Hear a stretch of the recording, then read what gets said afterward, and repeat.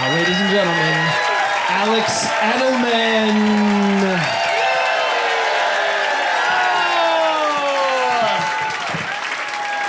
Wow! All right, thank you so much. Thank you so much for coming. This is gonna be fun. My name's Alex. I'm from Boston. I go home every year for Thanksgiving. Really looking forward to it this year. Last year was weird because last Thanksgiving, I came out to my family. I'm not gay. I just thought it would be hilarious. I have an uncle who doesn't like gay people, and because of that, I've actually come out of the closet on Thanksgiving every Thanksgiving for the last 4 years. And they say that coming out is like the hardest thing that a young person can do, and it is. But it gets easier every single year. Here's how I do it. I stand up with a glass of water and a knife, like I'm giving a toast at a wedding. And I go, "Excuse me, everyone. I have an announcement to make." And then my uncle goes, "Oh, for Christ's sake, again!" And I release the doves.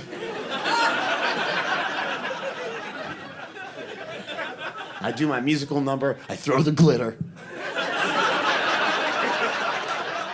It's part of the meal now. Do you know what I mean? It's part of Thanksgiving. It's part of the ritual of Thanksgiving. It's part of the, people expect it, like the turkey comes out, the potatoes come out, I come out.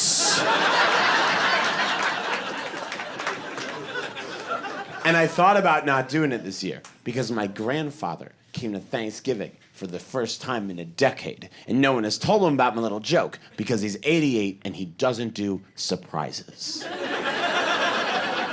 Do you know how some older folks just do not do surprise? Like, my grandfather hates surprises. It's not even like an old person thing. He's always hated surprises. And it goes back to like the first time he was surprised. He was 16 and he was asleep on this boat in Pearl Harbor. And since then,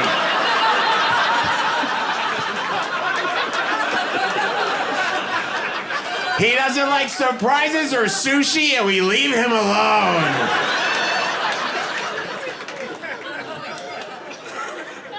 And I thought about not doing it, but as soon as it was announced on the family WhatsApp that he was coming, all of my cousins texted like, "Are you gonna do it this year?" And I'm like, "You bet your butt I'm gonna do it this year."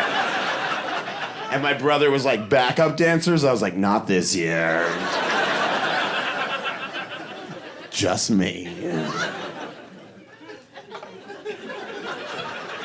If you want to know how it went down, here's how it went down. We're all sat around the table.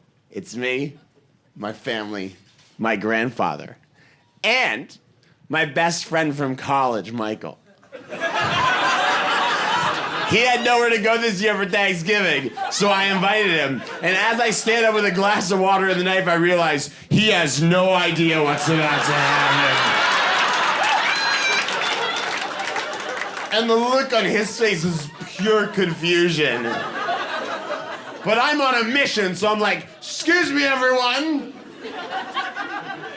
Excuse me, everyone." My uncle's head drops. "Excuse me, everyone. I have an announcement. Michael and I have an announcement to make."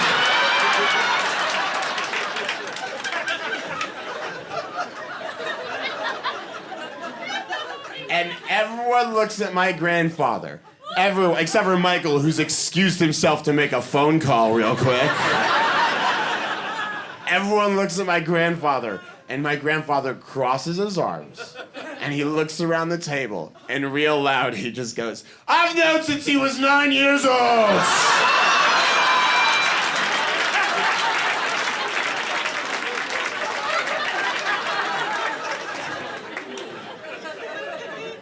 He's an Orthodox Jew, my grandfather. I'm an Orthodox Jew. I've never had bacon. I'm that kind of Jew. I've never tried bacon. I've tried cocaine, but I've never tried bacon. That's the life I've had. And by the way, the Midwestern part of the United States is the only part of the world where when I say I've never tried bacon, a low rumble goes to the audience like, can we trust him? So it was like, how about ham? And I was like, no. And the whole audience was like, he probably thinks the other white meat is human being. I don't like it. By the way, sometimes I speak to someone and they say something like, oh, you're religious, you're a Jew? I used to be a Christian. I'm like, used to be? And they're like, well, I was, and now I'm not anymore. That blows my mind, because Judaism does not work that way. Judaism is a mailing list you can never unsubscribe from. Judaism is the Hotel California of religions. Because it's not just a religion, it's a tradition, it is an attitude, it's an anxiety. Sadly for me, it's a prominent facial feature. Those on the sides laughing harder than those in the front. I remember the first time I was aware of being Jewish. I should have been aware like 8 days in, but you're not really like around when they cut ya. I was at children's birthday party, and not for my circumcision. I mean like a different time. That would be an awful children's birthday party. Imagine your kid comes home and you're like, how was the birthday party? And he was like, there was the weirdest magician I've ever seen. He was this rabbi, and he made it I'm going to my room now. I was at children's birthday party, and I reached for a slice of pizza that had some sausage on it, and my grandfather was there, and he slapped my hand away, and he said, you can't have that. You're Jewish. And I said, what does that mean? And he went, it means you'll never be happy.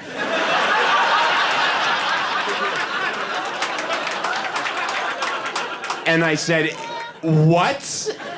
And he explained, he's like, Jews are part of this tradition of questioning things and being very anxious. And you always be part of this tradition of questioning the status quo, which is a fine point. But I'm a child, so I don't get it. All I heard was, you'll never be happy. So I'm crying hysterically. And at some point I went, I don't want to be Jewish! And I remember him going, and that's the most Jewish thing there is.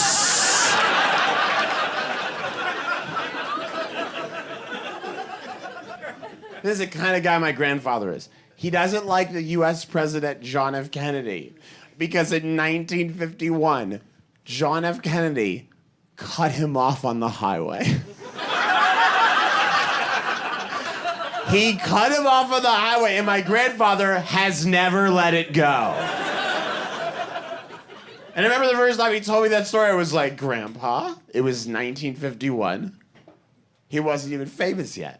How do you know it was John F. Kennedy? And my grandfather looks at me, and he went, Alex,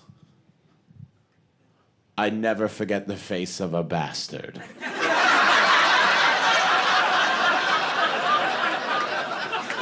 I never forget the face of a bastard. I love that so much, because it meant the first time my grandfather saw John F. Kennedy was when he cut him off on the highway. But there was a second time. And I love imagining that second time where, like, he's watching TV and Kennedy's running for president. My grandpa's just eating breakfast, but, like... No. No. Esther, get in here! You red Cadillac, Rhode Island Expressway. I hope something bad happens to you in a car, buddy.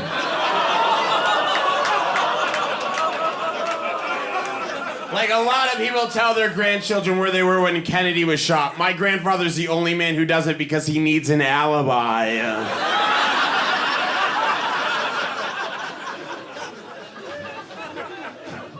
They'll all go around the table, they'll be like, I remember where I was when Kennedy was shot, and I just always expect my grandpa to be like, I was on a grassy knoll holding a high-powered rifle. No one cuts me off!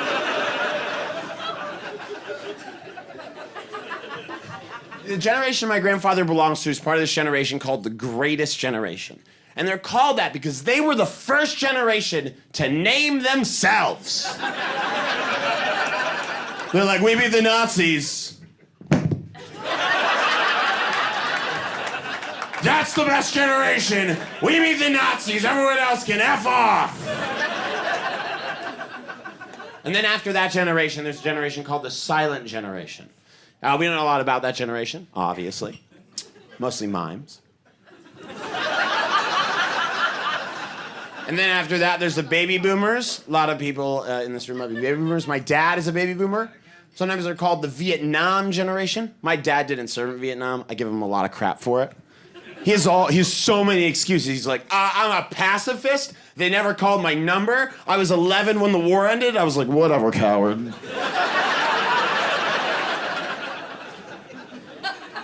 And then there's Generation X after that, and then there's my generation, Generation Y, or the Millennials. Yeah. Hi, guys. Surprised you can afford to come to a comedy club on a weekend, but appreciate that. That's the like a lot of generations have defining characteristics. For millennials, it's that we're poor and that we're more likely to be a vegan. That's it. And being a vegan is like being a war veteran. But you don't get a medal, you just have to like know that you're a hero.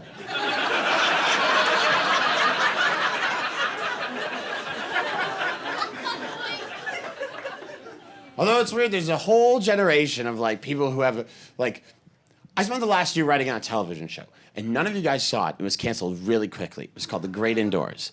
But at the end of this television show, I checked my bank balance, and I had $5,421 in my bank account. And this is how little I know about being an adult. I saw the bank balance on the ATM screen, and I thought to myself, with no irony, I should buy a house.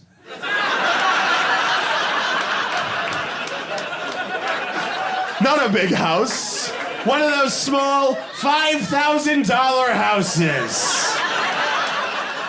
How is any millennial ever gonna buy a home? How is any young person ever gonna own a home? It's made me hate old people. I see a few of you in here tonight. I hate you. Because every old person in a cool city like this, or New York, or LA, or Boston, or Seattle are the same. Every old person's like, my house is worth $1 million, but when I bought it in 1968, I paid 11 raspberries for it.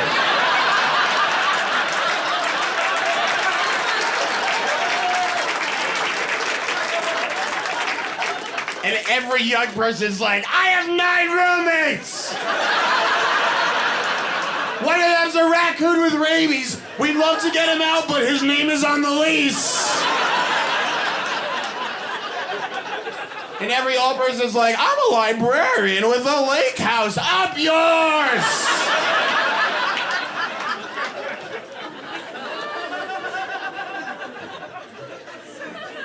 At least I'm over 25 now. At least I'm over 25, because when you're under 25, there are literally things you can't do.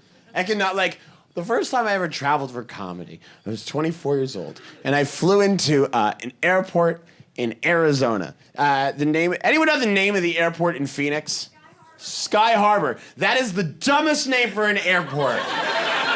Because Sky Harbor is just another way of saying airport. Sky, air, harbor, port, airport, airports. And I land, and I go to the rental counter at airport. And I said, can I have a car, please?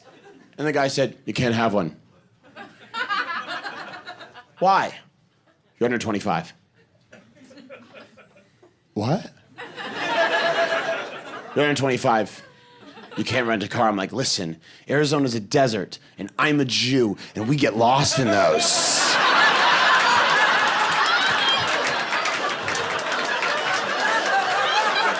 So you need to give me a car. And he said, you can't have a car, you're 25. And I'm like, you get a gun here when you're 18. And the guy's like, yeah, but cars are dangerous. And I was like, you get a gun here when you're 18. And the guy's like, I know you can't have a car. And I'm like, you get a gun here when you're 18. And the guy's like, why do you keep saying that? I was like, because if you don't give me a car, I'm coming back with a gun. And that is how you get a car in Arizona.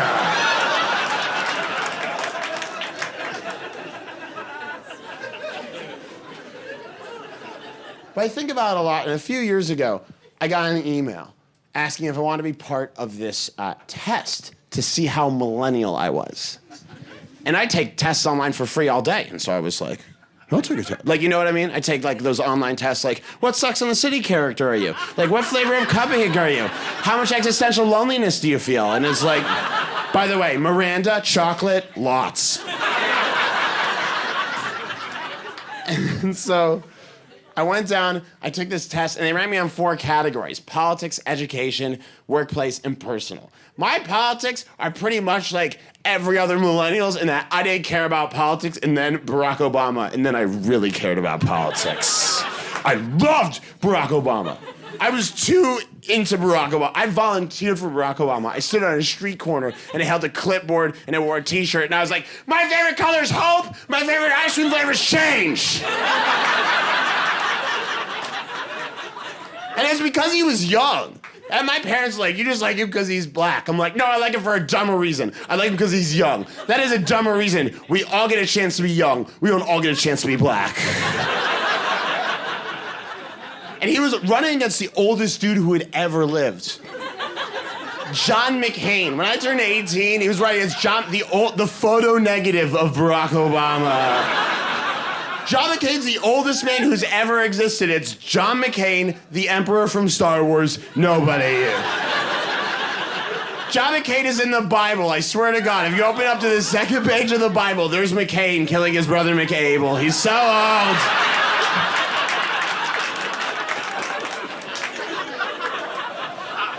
And I volunteered for Barack Obama in a very racist part of Boston called Boston.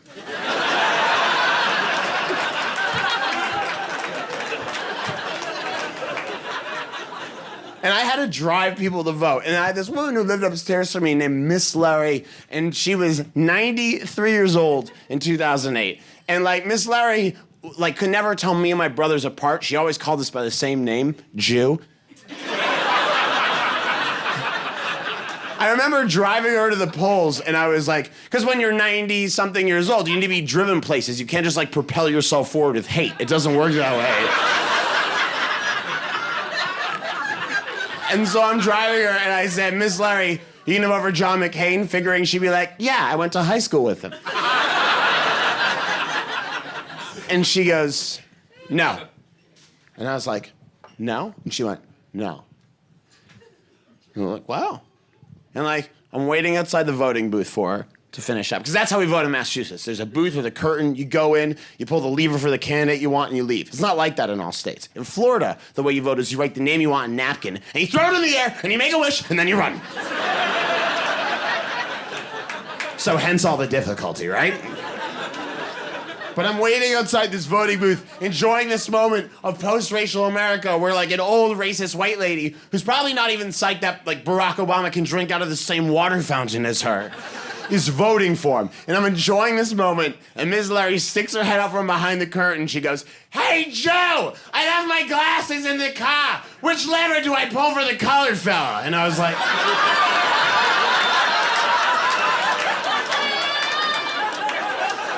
I was enjoying a moment. Do you have to ruin the moment? Boston's so weird. It's one of those progressive racist places. Do you know what I mean? Where like people just they want to be progressive, but they don't have the vocabulary for it. So you hear things on the street like, "Those queers have the right to get married just like everybody else." And you're like, "Is it a victory? Did it sound like a victory?" It sounded like the worst thing I've ever heard. Older people and younger people align on like pretty much everything politically. Like a lot divides Americans, like, but it's mostly like how much you make, where you live. That's what splits people up. It's not age, except on one issue, gay marriage. Like millennials, totally for gay marriage, totally. Older folks, not so much. So like we're still having a conversation about it in some places, which is like in other parts of the world, it's like pretty much done. Like, let's pick a country that's, like, got no controversy, that, like, is totally chill, known for being totally chill, like Israel. In Israel, gay marriage has been legal since 1972. And in 2010, a lady there married a dolphin. A lady married a dolphin. And Israelis couldn't have given a crap. They were just like, is it the Palestinian dolphin? No, the Mazel Tov!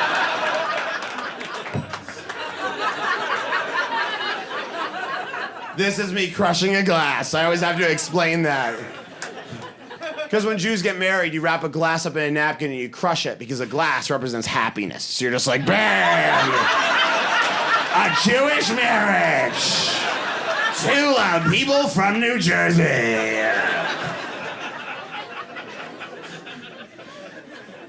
I met Barack Obama in 2008. He met all of his volunteers. I was very excited to meet him. But I can't meet presidents. It doesn't work. Because you know the voice in your head when your boss is talking, you're just like, what if you just kicked him in the chest right now? It's called Intrusive Thought. It's super bad. And it's really bad for me, because I'm waiting in line to meet Barack Obama. Like, I'm waiting in a receiving line. And receiving lines are really strange. You wait behind a velvet rope, and the famous person comes down the line, and they shake your hand. It's like a wax museum, but in reverse.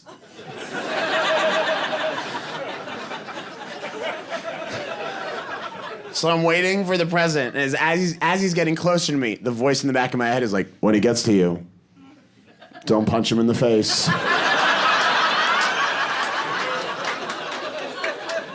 And I'm like, I wasn't gonna punch him in the face. That's my hero. I'm not gonna punch him. And the girlfriend standing next to me, like my girlfriend at the time, she looks at me and she notices my cheek twitching. She's like, Alex, now is not the time to do anything unusual. And so, of course, very calmly, I just went, why would I punch Obama?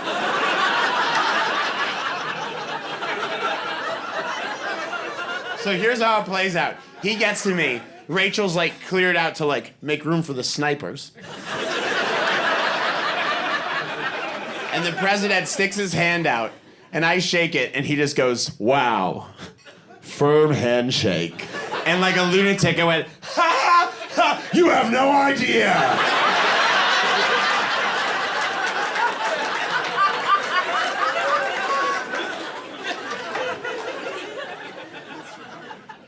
I went to New York University for college. I went to NYU. I spent $191,000 on, I'm sorry. I owe $191,000. And by the way, it's hard to do this joke in England too, because they've just started paying for college there. So you hear like people on TV being like, 10,000 pounds for Oxford? That's insane. I'm like, that is insane. Where do you get your college degrees? Groupon? This is unbelievable. 190. I didn't know, by the way, NYU has no campus. There's no campus. It's just scattered into the city. I showed up at my dormitory on the first day, and I went, where's the campus? And the RA giving me the tour was like, campus? And I was like, where's the quad? And he went, I'll never forget this. He went, Alex, the city is your campus. And I was like, I don't know if you know this, but I did a Google. And last year, there were 188 murders on campus. That would be a deal breaker at any other college. If you were taking a tour of Harvard and they were like, Harvard is pretty great. 21 presidents have passed through these hallowed halls. We have 42 different libraries, over 7.5 million items. The Crimson compete in a variety of disciplines. It is 200 years older than the country it is in. There is one thing. Every 2 days, someone gets super murdered.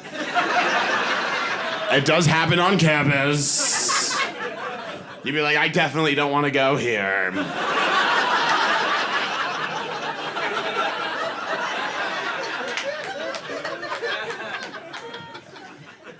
College was super weird to graduate from. It was the weird. I didn't want to graduate from college. I was real happy in college. I was drunk most of the time. But I was terrified of graduating because I was like, I went to college with this unique degree. I graduated with 10,000 other people in Yankee Stadium. Exactly like me, competitors for jobs the next day. And they must have been really rich because they're like, this is so cool. And I was like, we're all getting ripped off.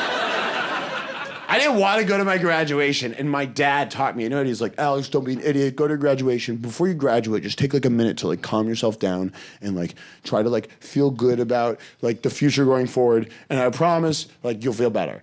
And I did that, and I did feel better for like 2 days. And then I got 20 emails, like pretty much in like 10 minutes, with the subject line, is this you? It is me.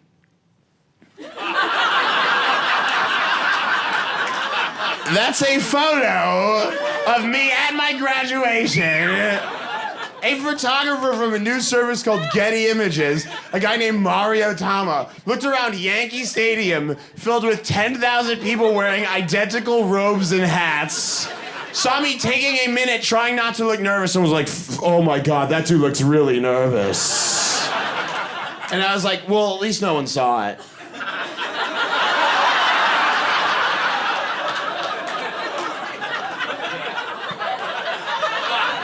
That is the front page of CNN.com. And that is my face above the headline, lay off the liberal arts, governors. Which is not a great headline to have your face above, but it's way better than having your face above this headline, woman's corpse found in LA hotel's water tank. Yeah, although when my mom pointed that out to me, I was like, yeah, but look which one of us is smiling. Because I'm worried about my future. And at least I'm alive and dry.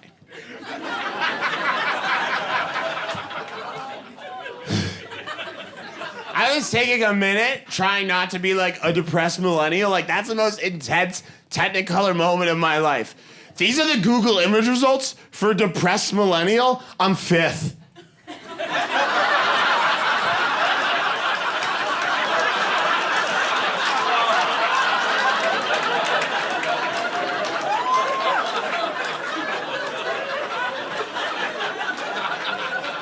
Google's got this thing called Hummingbird. It's a search engine. It's like what gives you Google image results. When you type in certain keywords, Google finds stuff associated with those keywords. For about a month after that CNN thing, when you typed in depressed millennial, I was 5th. When you typed in upset college graduate, I was 3rd. When you typed in really screwed and college, I was 2nd. And because of the way I am clasping my hands in front of my face, when you typed in Christian college graduate, this Orthodox Jew is a sweet number 1.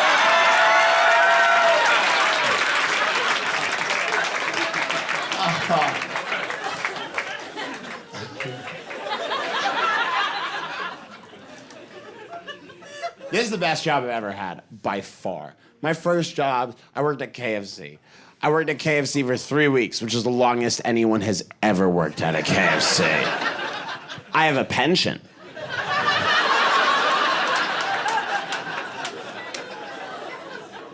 What you're supposed to do when someone walks into a KFC is say, can I help you? The KFC that I worked at was in New York City's Penn Station, and I worked the 1 a.m. to 8 a.m. shift. The 1 a.m. to 8 a.m. shift. At a fast food restaurant in New York City at 1 o'clock in the morning, can I help you is not good customer service. It's a promise you can't keep. I never minded sad people, by the way. You should be sad. It's a KFC. The people I minded were like young white hipsters who would come in like it was a real restaurant. They'd say things like, and they'd be like, what's your healthy option? And I'd be like, leaving. That's our healthy option. By the way, that's why I love, like, growing up in Boston, there's this place called Dunkin' Donuts. And I love Dunkin' Donuts. You know why? Because they know it's bad. No one pretends. They don't make the employees pretend. You walk into a Dunkin' Donuts, they're like, hi! Welcome to Dunkin'!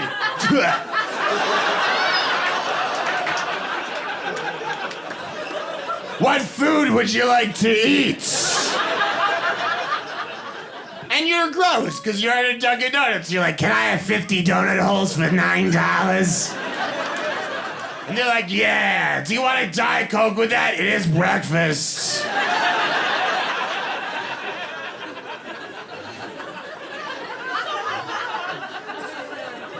Oh, it's so great. You're the same as the employees who work at Dunkin' Donuts. The customers are the same as the employees. You're unhappy, they're unhappy. You're gross, they're gross. You're not wearing gloves, they're not wearing gloves. This woman came in once to KFC, and she was at least 300 pounds. And she had the meanest expression I've ever... By the way, I spent a lot of the last few months in England. In England, it is hard to tell this joke because pounds are money to them. So for weight, they use stone. For weight, they use stone. So I have to be like, this woman came in. She was 1 boulder.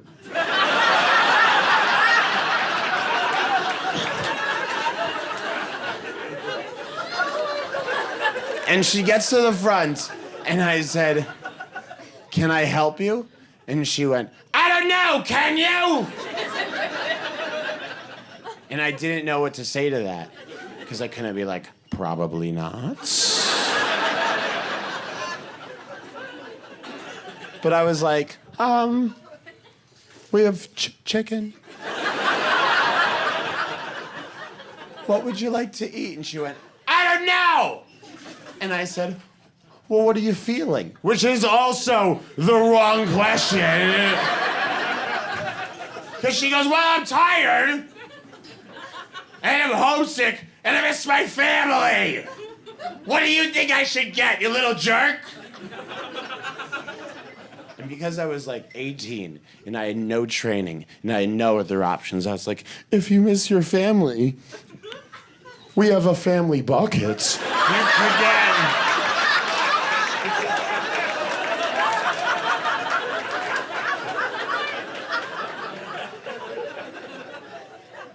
It's so funny, I've been talking about going to KFC for a little while, and people always ask, like, weird questions about it. Someone was like, do you still have the uniform?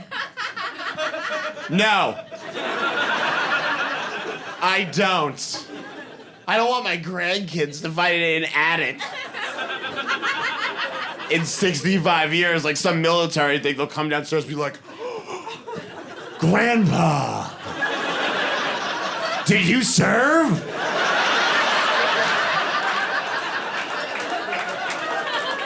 And I'll be like, yeah, under a colonel.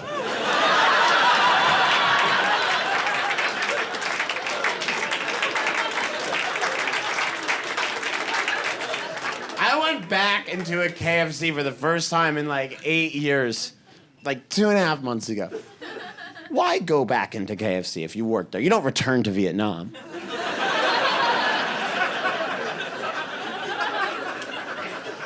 But I'm waiting in line, and the guy in front of me orders a chicken sandwich, which is his God-given right as an American. But when he takes the chicken sandwich, he does one of the most egregious things I've ever seen. He takes the chicken sandwich and he goes, is it too much to ask for service with a smile? And if it had been an Old West saloon instead of a fast food restaurant, everyone would have pulled out their pistols at the same time. Because the whole restaurant was like, are you kidding me right now? Is it too much to ask for service with a smile? I wanted to shake him and go, first of all, yes! Where do you think you are? This is rock bottom right here. If you smile, they shouldn't let you in this place. Second of all, and this is good advice for all of you. If you ever go into a KFC and you order a chicken sandwich, and when they hand it to you, they smile, do not eat that chicken sandwich.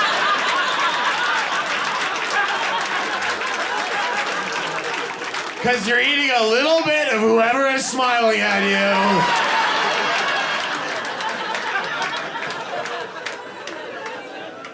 And like, I've had some crappy jobs besides KFC. I used to babysit. I babysat for an 8-year-old who was way, way wealthier than me. And he would always remind me that he was way, way wealthier than me. He would remind me, he would go, I could buy you! I used to play a lot of Twister with him to keep him occupied. I'm not sure if you guys know what Twister is. It's where you lock a child in a basement, you tell them a tornado's coming. And you wait for the parents to get home. Oh, he's playing in the basement. I don't know what's going on. I'm just up here being poor. I got into a fight recently in a vegan cupcake shop in Brooklyn. Not my proudest moments. I walked in. I've been jogging because I live in Brooklyn and it's the law. And I walked in, I said to the person behind the counter, I said, hi, can I have a cup of tap water, please? And he said, we only sell cupcakes. And I said, my middle name is David. And he said, what? And I said, oh, I'm sorry, I thought we were taking turns saying things that aren't relevant to the things that come before them.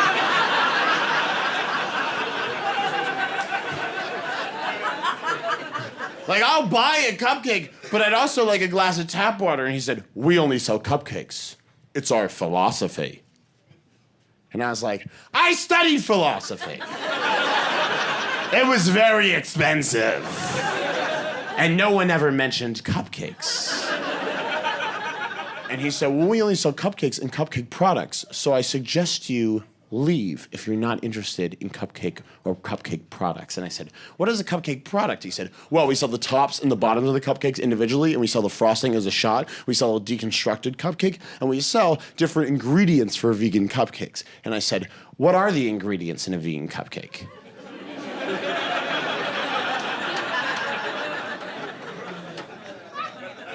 And he said, sugar. And I said, what else? And he said, flour. And I said, what else? And he leans over the counter and he raises a single eyebrow and he just goes, cupcakes. And I was like, what else? And he went, just cupcake. Have you ever been in a customer service situation and you feel yourself crossing the line from victim to absolute lunatic? I am standing at a counter in a vegan cupcake place, and I am screaming, I'm not leaving here until I get a glass of tap water. And the manager came out, he's like, is there a problem? Like, you bet your butt there's a problem. Your employee. And he cuts me off and he goes, that's not an employee. And I was like, he doesn't work here? And he goes, he works here, but we don't call them employees. And then I was angry about a whole new thing. I'm so upset. I'm like tremoring. I'm like, what do you call them? What do you call a muffin artist or something like that? I worked at a KFC. No one ever referred to me as like a chicken technician or anything. And the guy goes, sir, that's a brand ambassador. Yeah, like it was a position approved by Congress or something. That's a brand ambassador. And we only sell cupcakes and cupcake components. So if you're not interested in that, I suggest you go. And I'm like, you don't have any water. And he went, nowhere on premises. And I'm like, you have no water. And he's like, we have no water. And I was like, you don't have water anywhere in the store. He's like, we have no water anywhere in the store. And very calmly, I was like, I'll light this whole place on fire. I want you trying to put it out with just cupcake.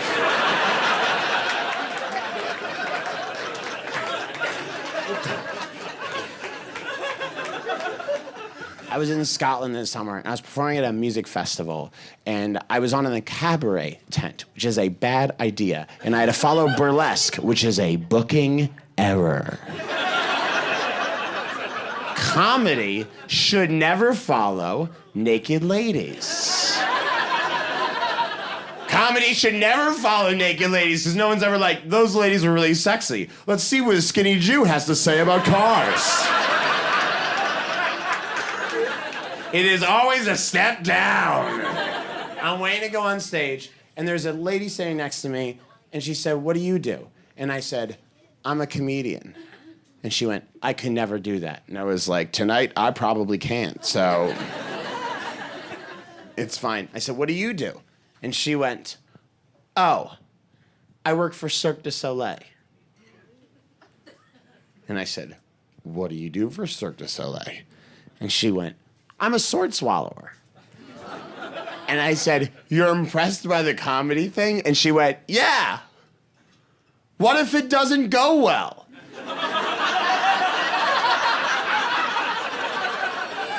I don't bleed out from the inside. That's never happened to a comedian. If you went to a comedy show and you saw a bad comedian, you probably wouldn't talk about it the next day. If you went to Cirque du Soleil and you saw a sword swallower who was less than perfect, you would never talk about anything else. Or it's something you would never bring up, and then like 10 years later, someone would be like, hey, do you want to go to the circus? You'd be like, no!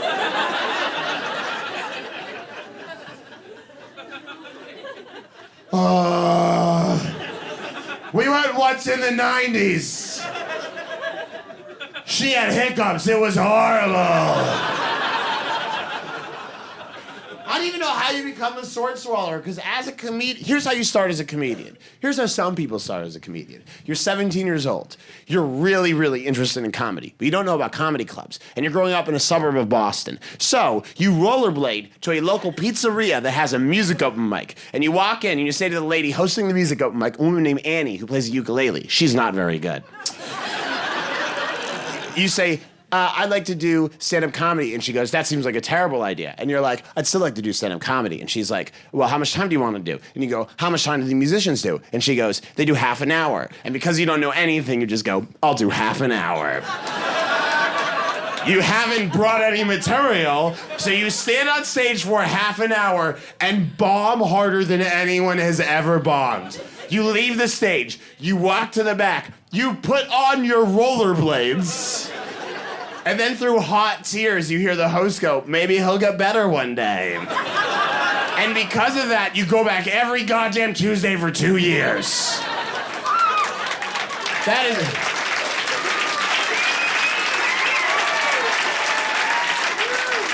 is how some people start. You start at a terrible level, but then you get better with time. You can't do that as a sword swallower. You have to be good from day number one, right? And you can't show up at an open mic with like a butter knife and be like, hi, I'm hoping to get way better at this. You come back next week with a cream cheese knife, you work your way through your cutlery drawer slowly. I just saw this documentary called Planet Earth. I just saw Planet Earth. Not this. I knew this Planet Earth was here. This bit. But the documentary based on the planet might be better than the planet. I'm not sure if you've seen this documentary. It's so good. It's so good. It's like every episode is animal against animal, like it's Red Sox Yankees. You're like, oh my God. My girlfriend walked in and she's like, what's this one? I was like, polar bear versus seal. And she was like, move over. They always sell it. And for some reason, seals are always in there somewhere. And like, I was rooting for the polar bear. I'm team polar bear all the way, because polar bears have very specific diets. They only eat two things, seals and Coca-Cola. That's it.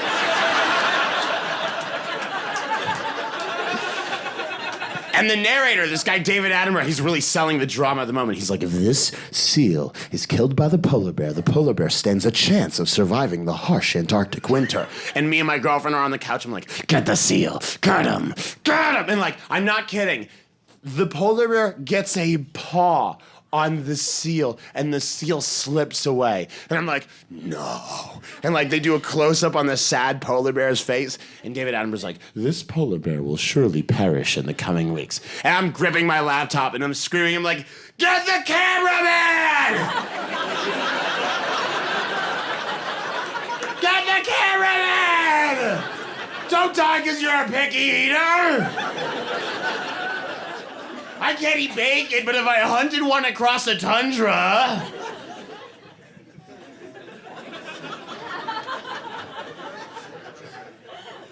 I don't talk about, like, a lot of personal stuff on stage just because, like, I think there are a lot of people that sort of do that. And, like, I always feel like I'm actually, like, quite a private guy. So, like I don't talk about sex much because, like, I don't want to say too much, but, like, that comes from life experience.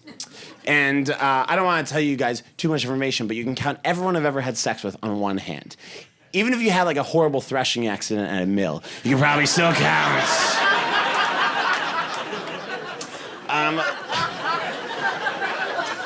Even when someone tried phone sex on me last year, it did not work. Someone tried phones, like I picked up the phone. The problem is, this lady called me at 4 o'clock in the morning on a weekday. And I don't know about you guys, but for me, 4 o'clock in the morning on a weekday is emergency time. Someone's died, someone's hurt, there's been a fire. And I pick up the phone, I'm like, hello? And a voice on the other end went, oh, I can't stop thinking about you. And I'm like, I'm safe, but who is this? And she's like, it's Sarah. I was like, Sarah, are you okay? And she's like, I'm very okay. What are you wearing? I'm like, pajamas, but they're flame retarded. What is going on?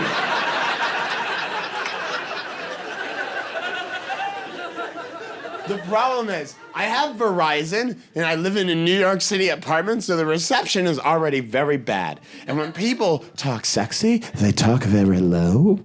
So it's a bit hard to understand them because, like, by the way, and I get it. I get that low voice. I get that, like, this is a sexy voice. And, like, not that voice exactly, obviously.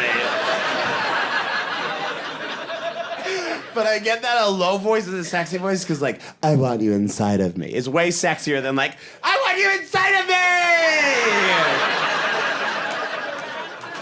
That is not sexy. So you have one person just like murmuring indistinctly, and another person very concerned about what's happening on the other end of the phone. And I finally figured out what was happening. And I said the unsexiest thing you could possibly say apart from like, grandma?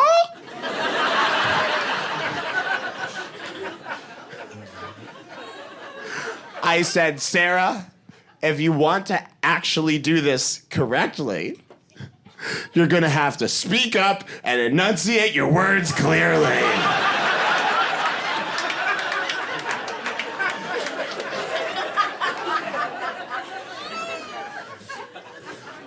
Just like while we're being personal, I'm building to the more personal thing. I just before I tell you, I'm fine. I'm totally fine. But I had a bit of a scare this year because, to put it delicately, I found a lump where I already have 2 lumps. And I call my father, because even though he's my dad, he's also a really good physician. So I called him and I was like, Dad, I found a lump on my testicles. And right away he just went, are you sure it's not your penis?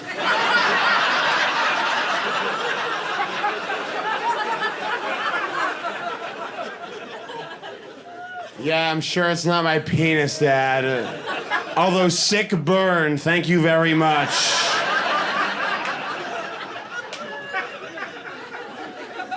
And he said, go see a doctor.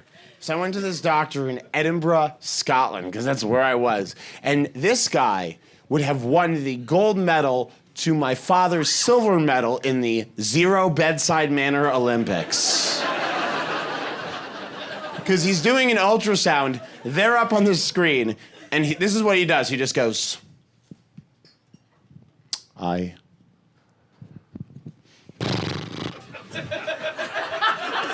And by the way, I'm really tense. I'm so tense. You ever go to a doctor's office and you read into every little detail? Like he took his glasses off and I was like, no, it's glasses off news! That's never good news! That's never good news, glasses off news. No one's ever like, hey, there's ice cream in the kitchen.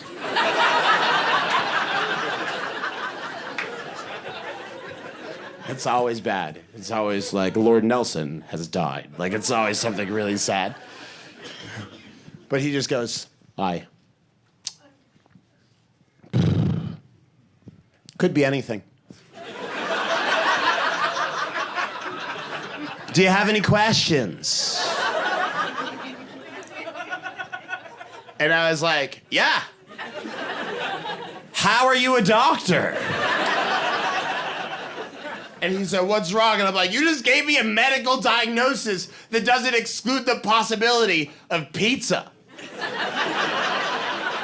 Is it a pizza? And he went, it's not a pizza. And I was like, okay, so now we're getting somewhere. It's anything but a pizza. I will go down this list. Is it a copy of the Da Vinci Code? And he went, it's not a copy of the Da Vinci Code, mate. And I said, is it 2 copies of the Da Vinci Code? And then a doctor wearing a white coat said to me, it's not Da Vinci Code related. I got kicked out of a doctor's office in Scotland for what the doctor said was being a bit mouthy. And by the way, the last thing I said to him, and I'm not proud of this, I said, is it a 19-foot yacht? And he said, it's not a 19-foot yacht, obviously. And I said, obviously, because yachts are 21 feet or above. So that would be a skiff.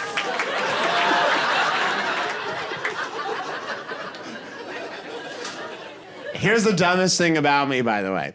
The thing I'm proudest of is in high school, I had the best email address of all time. My email address, I'm not kidding, was emailioadrestevez@gmail.com. And I have spent my entire life trying to top that, and I never will. emailioadrestevez@gmail.com. And this is the kind of relationship I have with my parents. I showed my mom and dad, and mom went, you misspelled the Estevez part of Adrestevez. What's the problem? Here's the thing. My dad, like I said, he's a physician. He's one of the smartest men I've ever met. He's a cardiologist, and he designs artificial hearts. And he has tenure at both Harvard and MIT. And in 2010, he almost won the Nobel Prize. He is a very, clap for my father. He's a very smart guy. If you talk to my mom, you'd think she's married to the dumbest piece of garbage who has ever lived. Is it a wife thing? Is it a mom thing? Is it all of the above? If you talk to her, you'd be like, she is married to literally a puppy.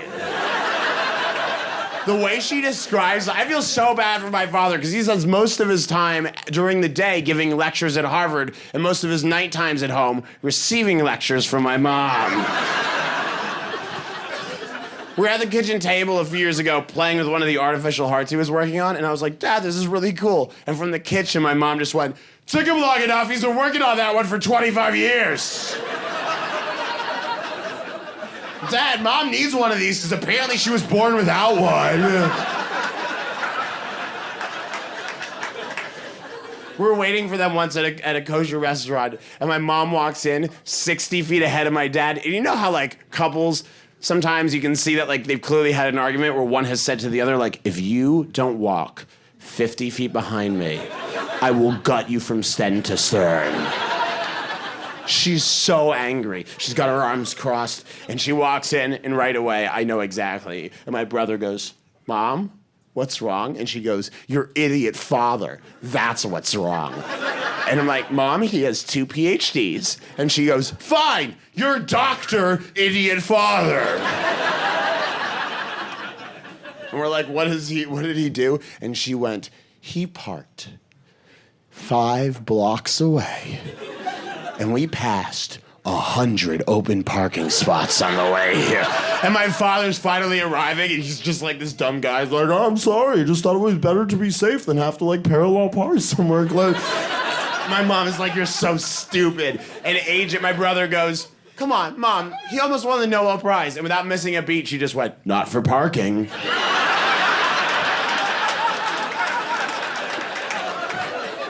He could win the Nobel Prize one day, and she'd be behind him, like on the dais, just like, oh my God, wrap it up here! No one cares about your dun-dun-dun-dun-duns! You should see this guy park. You take that away tomorrow.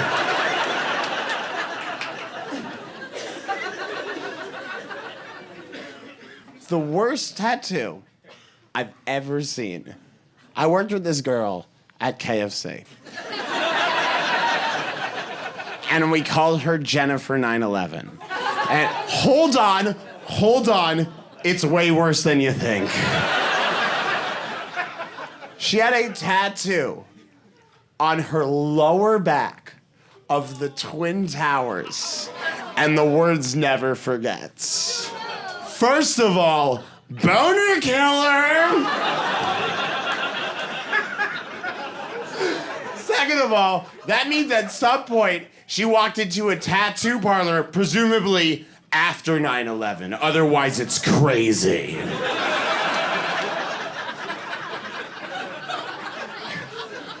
And she went, I want a permanent reminder of the saddest day in American history. And they were like, Gettysburg? And she's like, no. I mean, statistically no, more recent. And they're like, 9/11? And she's like, yeah. And they're like, okay, where do you want it? She's like, should be a reminder. And they're like, yeah. And she's like, should remind me every day. And they're like, okay, where do you want the reminder? And she's like, What's the one part of my body you could never see ever unless you had a neck like an owl? And they're like, lower back? And she's like, lower back. But here's why it's really horrifying. Because time isn't always kind to people's lower backs. Yeah. And eventually, her skin is gonna sag. And those Twin Towers gonna collapse again. So it's less of a reminder and more of a reenactment. That reaction is going on the album, I don't care.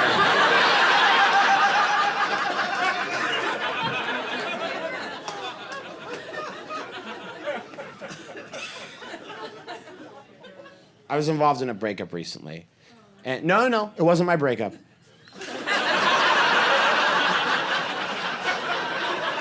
Don't feel bad, it wasn't my breakup. I was at Starbucks and there was a couple sitting behind me. And I got involved in the breakup. I was sitting there reading a book. Called For the Relief of Unbearable Urges, which is a really great book, but it's not better than hearing someone go, give me one good reason we shouldn't go out anymore, Michelle! And I was like, this can close.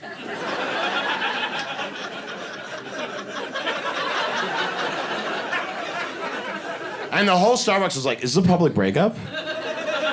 We've heard the legends, but like, is this happening right now? And my first thought, I'm embarrassed to say this, my first thought was like, who breaks up in person anymore? Right? You stop texting, they go away eventually. But she was clearly the one doing the breaking up with, because he said, give me one good reason we shouldn't go out anymore, Michelle, and she misheard him. Because he said, give me one good reason. And she heard, give me 35 reasons. also, in public, as loudly as possible. And all of these reasons were variations on, you're not smart enough for me. She should have just said that. She didn't. She took a scenic route. He said, give me one good reason we should have gone more, Michelle. And she's like, you're not smart enough for me, you're not well educated for me, you're not mature enough for me, you're not emotionally mature enough for me. Taste in music is bad, taste in food is like very, very, very basic. Your clothing is like, look at you. I can't remember last time I picked up like a book or a magazine of your own accord. You're not intellectually curious. Your vocabulary isn't as extensive as I would like, and you're not very erudite. And you can see the whole Starbucks be like, he said one reason! And you can see the poor guy like wanting to argue with her and be like, I am smart enough for you. But you can also see him thinking like, what does erudite mean? And this is where I stepped in.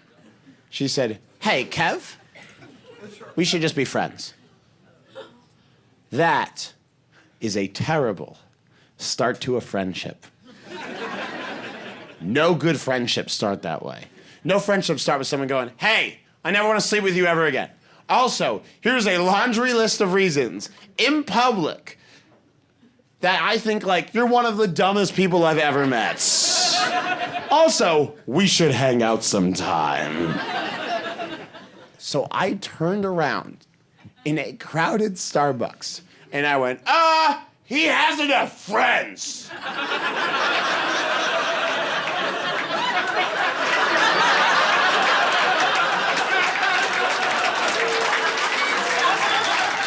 And you can see the whole Starbucks stop live tweeting the breakup, and they're like, what's happening now?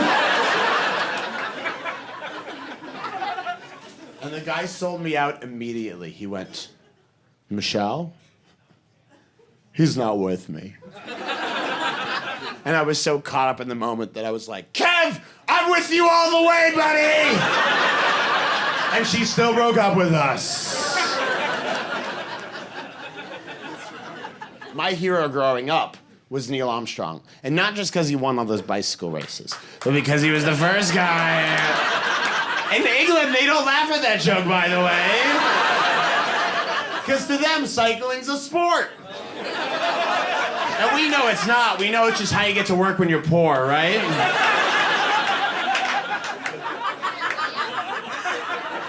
I admire those astronauts because that was our greatest generation. That was America's best moment. We beat Russia to the moon in the middle of the Cold War. And Russian spaceships are really expensive because the way you build a Russian spaceship is you have one large container, then you take the top off, and there's a smaller container inside of it. Then you take the top of that, and there's a smaller container inside of it. Then you take the top of that, and there's a smaller container. I would do this until you laugh, buddy. Then you take the top of that, and there's a smaller container. And in the middle, babushka. And America sent 3 men into space. Ed Aldrin, Neil Armstrong. Anyone know the third guy? Anyone know? No. Michael Collins. It's okay that you don't know. It's better that you don't know. A few weeks ago, someone went, Buzz Lightyear! Michael Collins. Neil Armstrong might be one of the most famous men of the 20th century. There's a movie about him in theaters out right now. Michael Collins was the third guy on that mission. He isn't even the most famous Michael Collins. There's a movie called Michael Collins. It's about a different guy. But these were like manly men, you know? These were America's best. Like, they all had manly nicknames. Like, Neil Armstrong's nickname was Cap, Ed Aldrin's nickname was Buzz, and Michael Collins' nickname was Michael Collins. And they sent these guys into space. Took them 4 days to get to the moon. I don't know what time it was when they got there, but I know it was nighttime.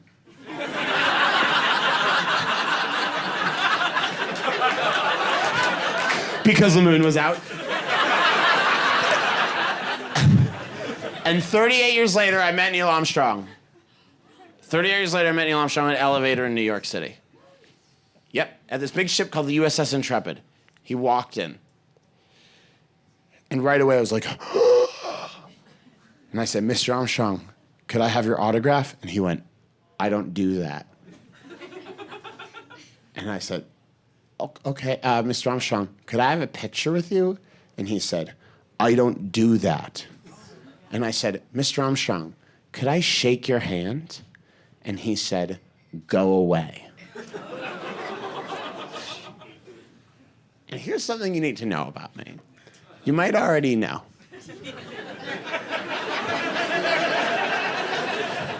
If I'm not having a good time, no one's having a good time.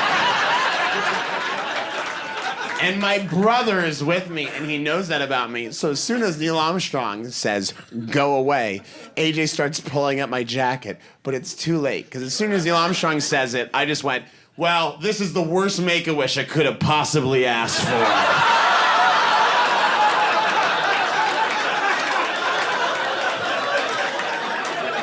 And I just hear AJ go, Jesus Christ. And Neil Armstrong doesn't even look at me. He doesn't even flinch. And that made me angrier for some reason. I was like, you know what? You've been to space. You can't go away in an elevator. And Neil Armstrong, that made him a little uncomfortable. And he took a step away from me. And it was a small step for Neil Armstrong, but it was a giant leap.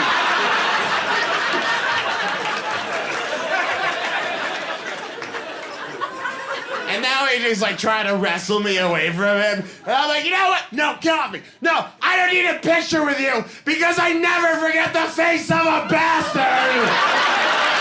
You guys have been absolutely wonderful. Thank you so much for coming. You've been so great. I'm Alex Edelman. I'll see you later. Goodbye.